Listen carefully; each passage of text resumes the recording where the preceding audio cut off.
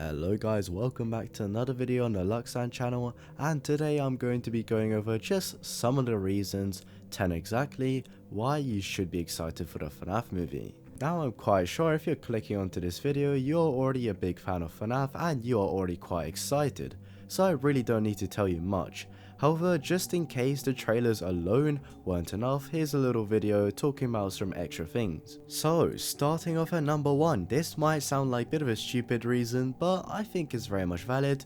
Number 1 is the FNAF movie. I mean, come on, how can you not be excited for this thing? Seriously guys, we have been awaiting this film for the longest time ever, and it is finally going to be releasing this year, which is still insane to think about. Finally, after so long and so many different speculations, we can actually see how this bad boy has turned out. And I think just by being the FNAF movie alone, it deserves a spot on this number 10 list. Now for the second reason in terms of why you should be so excited for this movie, is that Springtrap is back, baby. Ever since every FNAF fan was watching that trailer, including myself, we were at first like, wow, what is Springtrap doing in the trailer? We weren't even expecting him to be there in the first place. Like honestly, he was just such a welcoming part of the trailer in addition to the whole Freddy's crew. Even though literally none of us were expecting him to be in the trailer, it is a pleasant surprise as he does have extensive pieces of involvement within the Five Nights at Freddy's lore. Our main man William Afton, you already know, is going to get down to some devious stuff in this movie, and I personally cannot wait to see what it is. Also, when you think about it, there really is no better villain or antagonist that they could have chosen for this movie. I mean, Springlock all the way, you just can't go wrong with my guy. Some people, including myself, I will admit, thought that Vanny could be possibly a villain in the story. However, come on, Springlock's better, alright? Let's just hope he is the only one. There is no reason whatsoever to not be hyped for Springlock's involvement. Thank you very much. On to the next one. Number 3, we get our first full look at the locations within the Five Nights at Freddy's movie. Now, obviously coming from the teaser, we were aware of certain locations, such as a little forest area where the kids go missing and the kids goes whatever. We have the actual establishment at Freddy's that was abandoned around the 80s time, but this time we get a look at a couple of new locations. One of the places where we truly got a look at was actually outside around the establishment, such as the car park, the exterior shots, as well as the street. Another place was Mike Afton's house, a shopping mall which we have gotten a little picture snippet teaser from beforehand, and finally we got more of an in-depth view inside of the establishment itself, such as the office and some of the surrounding rooms. When the movie comes out, it's going to be very nice to see these new locations being put into play with some of the existing as well as the new cast of characters. So because of that, it's definitely at the number 3 spot, a first look at some new locations. Now, for number 4, there is going to be massive lore expansion within this new movie. Now, obviously, the majority of the plot narrative are going to be little nuggets taken from the source material of Scott Cawthon himself, as well as some books and other FNAF material. But we are going to be given a little hint, a little look at some further juicy information to do with the lore, which I'm sure will have the fanboys on their knees crying. You know, it's actually going to be very interesting what they do with this film. I mean, the original lore obviously quite graphic and gruesome. They're gonna have to find some workarounds around that, but it will be nice to see the nostalgic feeling of the original lore being implemented into this Hollywood production. Most likely they're going to have an even split in content in terms of ratioing out what is going to be new content that we are not sure of yet and stuff that we already known for years. In conclusion, the lore expansion is going to be unreal with the new Five Nights at Freddy's movie. Now, we're just about halfway through. Coming in at number 5, the visual experience is going to be some next level epic Fazbear shizzle. Now, as things currently stand, me and you, we have seen trailers created by the man himself, Scott Cawthon. We have seen different types of fan content, such as source-made animations, and I'm also willing to bet that quite a few of us has spent time on FNAF theory videos. So these are the primary main 3 categories of how we have viewed FNAF throughout the years.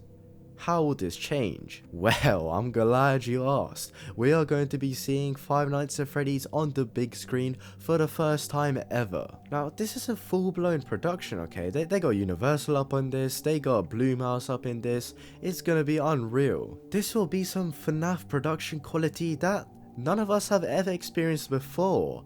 So yeah, they really have a very high bar to set. However, I think they will be successful with this film, as when it comes out on the silver screen, it's going to look magnificent. The characters are all new and done up, made to look realistic. Oh, it's just gonna come together amazingly. Trust me, this is something that you will be looking forward to watching. Swiftly moving on to number 6 is the insane amount of nostalgia that all us fans are gonna feel when this thing drops. For many of us in the audience, Five Nights at Freddy's is an absolute childhood hit classic that can't ever be replaced by any games anytime soon. So it's gonna be lovely to see the classic storyline that we all know and love be implemented up there in the cinema. All those memories with FNAFs, all those rage quits and peeing or pooping pants, they are not going to be in vain when this thing drops, okay? We've been waiting for it for a very long time. There's no real way to describe it. FNAF, for most, is just a very nostalgic series, and because of that, it's just another reason why we are so excited for this movie. Hey, listen up, let me tell you something. Number 7, fan theories, okay? This is going to be mad when it drops. Okay, so we all know that film releases often spark discussions, there's theories going around, fan interpretations, whatever.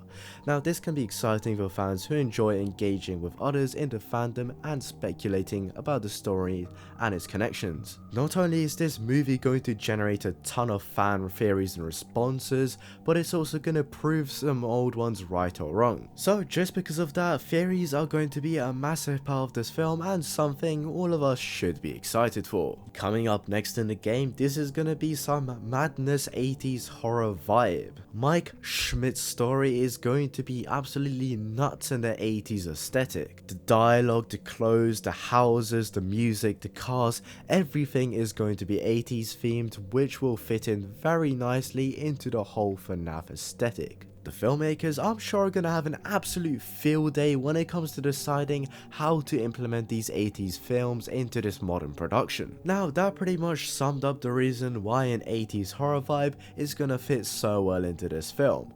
Coming up now at number 9 is going to be most likely rated an R film, 17 restricted. I know for some people this might be kind of shocking, but for me, I'm very excited to see the much higher age restriction than a PG-13. If this production ends up being R rated by the end, then it's going to be very nice to see what they can do, because well, they can do a lot more than if it was to be a PG-13. This restricted rating will likely lead to more shots of gore, violence and graphical content, as well as swears and maybe even drug misuse. Considering just how graphical and insanely dark the actual FNAF lore is, I would really have no idea how they can turn this into a PG-13, to be honest. But I'm sure if they need to, they will make it PG-13. After all, they most likely will make more ticket sales if they do so. So that's why if this thing is most likely an R-rated movie, then it's gonna be awesome.